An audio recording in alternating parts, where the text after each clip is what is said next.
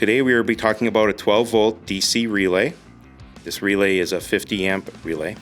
There will be 5 pins on the back of the relay. 2 pins, number 85 and 86, are your coil. This is what you energize to open or close the relay, depending on the tabs you need. 30 is your power into the relay for the load. 87A is a normally closed circuit. This will always be on. 87 will be the open circuit.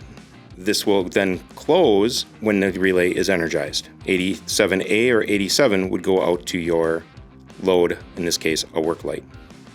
In this circuit, we are starting with a positive and negative bus bar.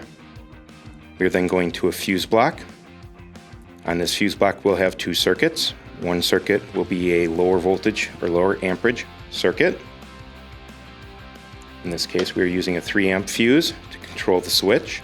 The second circuit is going to be the larger circuit, and the reason we're using the relay.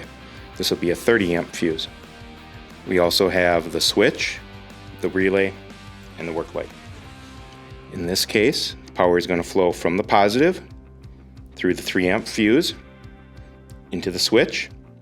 It is then going to flow out of the switch to the control sections of the relay. These 2 positive and negative wires will switch positions inside the relay. The bottom tab is the power going into the relay to control the light. The top and the middle tab are going to be the output going to the light.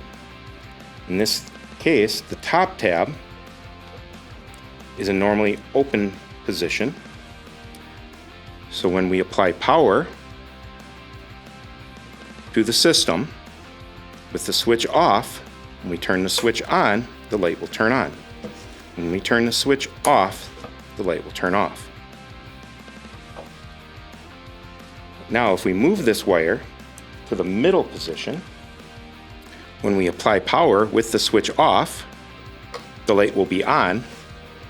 When we turn the switch, the light will go off. And this is how we wire a work light with a relay.